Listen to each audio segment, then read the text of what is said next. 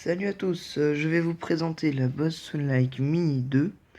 J'ai pris la grise car la noire, tout le monde l'a prise, donc je pensais que la grise aurait pu peut-être vous intéresser. Alors elle ne change pas beaucoup de la une, mis à part les contrôles qui sont ici. Puis le côté, où on n'a plus le même embout de recharge, et dessous, où l'on n'a plus 2 points, mais 4 points pour la recharge. Voilà, c'est tout pour l'aspect physique qui a changé, et puis après les couleurs, bien évidemment. Donc, quand vous l'allumez, on là, elle est allumée, quand vous l'allumez, Batterie à 100%. elle nous dit à qui Connecté à Antonin Bellon Galaxy A5. elle se connecte et la batterie, le pourcentage de batterie. Si vous voulez ressavoir à qui elle est connectée, appuyez une fois sur le Bluetooth. Connecté à Antonin Bellon Galaxy A5. Pour mettre de la musique ou l'enlever, ou la faire pause, vous appuyez sur ce bouton.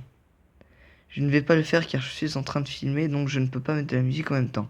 Mais normalement, logiquement, c'est quand vous lancez la musique de votre téléphone et que vous appuyez sur play de votre téléphone, que la musique se lance. Si vous voulez la stopper, vous appuyez dessus, la musique se stoppera.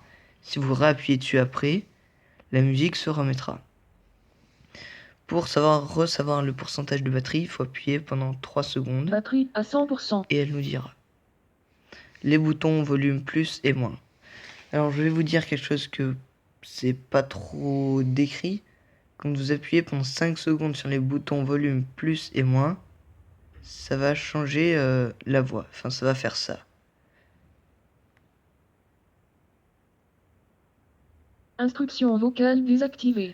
Et ce qui fait que là, par exemple, quand elle se connecte, elle va plus faire connecter à machin. Elle va faire juste un petit bruit comme ça. Voilà. Et voilà, c'était le petit point. Moi, je préfère ça. Car je trouve que ça fait moins de bruit. Elle ne dira plus le pourcentage de batterie. On aura juste la petite lumière qui sera ici. Orange, en fait, orange c'est à partir de 60% jusqu'à 30%. Et vert c'est de 70 à 100%. Rouge c'est 10 et 20%. Voilà, alors pour ce Bose, il est mis avec un câble de charge. Voilà, avec l'adaptateur, le câble USB à cet embout. Voilà. Et donc cet embout, soit petit 1, vous le connectez ici, comme cela.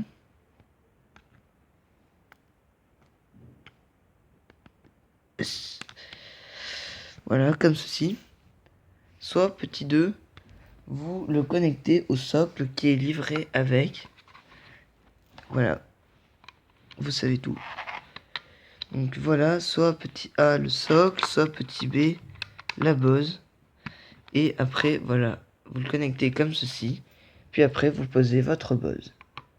Et normalement, ça doit charger. Voilà. Alors, du coup, vu que c'est un chargeur universel, ce embout, je vous dirais de faire attention à ce que ce soit l'adaptateur envoie bien la bonne énergie, parce que moi, j'ai déjà cramé une Bose comme ça, en chargeant avec un mauvais chargeur. Et la batterie a claqué, elle prenait plus la batterie. Donc, par exemple, ici, sur les... C'est marqué dans les input ou output. Donc je vais vous lire ça. Voilà. Il est marqué, ça transfère de 120 à 240 volts en 5 volts. C'est-à-dire que votre Bose peut prendre 5 volts et 1,6 ampères. Si vous mettez plus, la batterie peut claquer. Par exemple, si vous prenez mon chargeur de Samsung, par exemple lui, il envoie du 5 volts et du 1,5 ampères.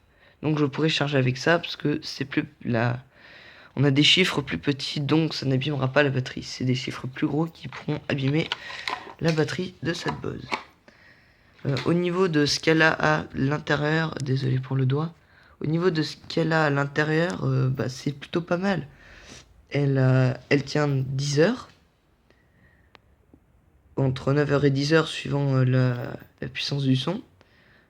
Ensuite, ben franchement, pour la recharger, c'est 3 heures, mais franchement, faites attention à pas trop la faire charger non plus, surcharger comme votre téléphone.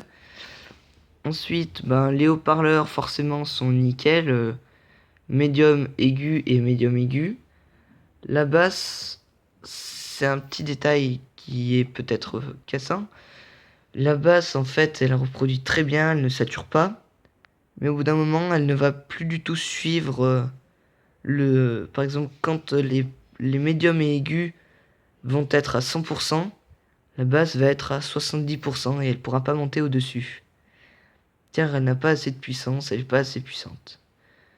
Voilà, c'est le seul petit détail que j'ai pu trouver. Voilà, c'est tout. Si votre Bose fait des petits bruits en arrière-fond quand vous vous rapprochez de... Ça veut dire que votre format est du MP3 et que c'est normal. Le MP3 n'est pas de si bonne qualité en fait. C'est un format compressé, donc les meilleures qualités que votre Bose pourra lire, c'est quand vous transférez de CD. C'est-à-dire vous mettez un CD dans votre PC, par exemple, votre CD est connecté à votre Bose, et vous envoyez, et là vous aurez une superbe qualité. Voilà, je pense que j'ai tout dit pour cette Bose. Je vous souhaite une bonne journée. Et puis à bientôt pour une prochaine vidéo, j'espère. Allez, salut.